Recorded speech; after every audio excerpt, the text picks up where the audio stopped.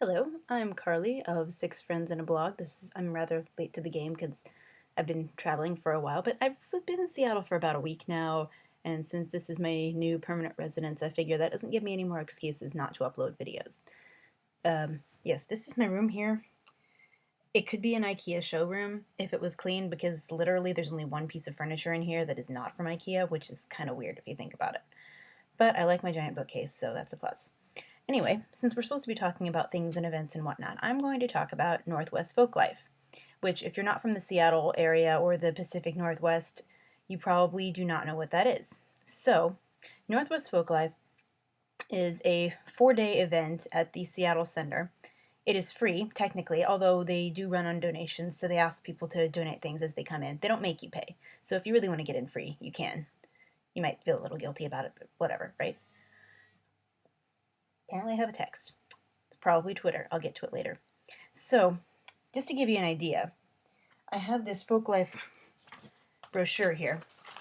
A lot of it is advertisements, but they have about 4 pages here, schedule-wise, of all the different things that you could do in the space of any given day, which is why when you go to Folklife, it's rather exhausting, in the best sort of way.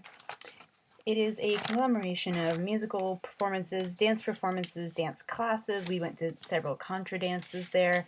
There was a creepy guy, but it was only one creepy guy, so it was okay.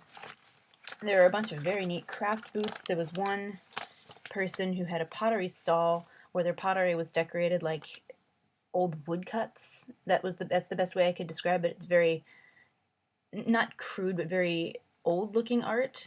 And my favorite piece at their stall was a large serving dish about this big that was carved with the design of a cuttlefish, and the cuttlefish's tentacles made up one of the handles of the bowl. I wanted one so badly, but even the mugs at that stand were $35, and I don't have a job right now. So that kind of kept me from doing so. Anyway, so there's craft vendors, there's musical performances, both official and unofficial. There were a lot of street performers around, and a lot of people trying to make money any damn way they could. Like, there was a guy who was walking around with a sign that said, $5, punch me in the stomach. I don't know how many takers he was getting, but I guess if that's how you want to make money, right? There were also a lot of free hugs people. Also, there were a lot of wonderful food stands. Yeah, the other day I had goat curry and a mixed berry crepe. And if you know me, you know that I will try pretty much any food item once, unless it involves bugs. I have a texture thing. But I've had goat curry before, and this was, I think, better than the kind that I had in London because it had fewer bones in it. I find it interesting that that's a criterion I have to use.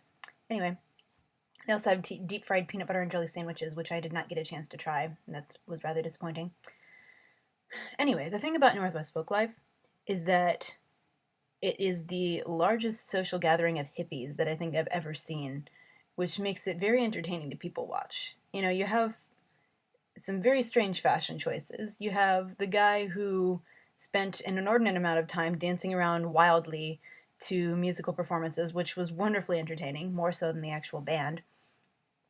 You had plenty of people that were just lighting up their bongs right in public, which doesn't faze me, but I thought it was kind of funny, the fact that they didn't have to worry about law enforcement or anything like that. It seemed like sort of like a safe zone, like an anything goes type of territory.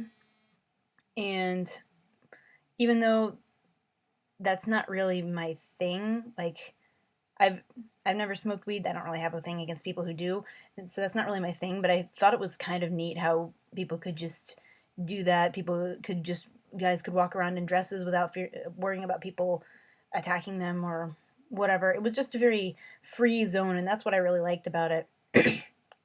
Even though I smelled like secondhand pot smoke the rest of the day, but that's just a minor detail. So, anyway, I use that word a lot.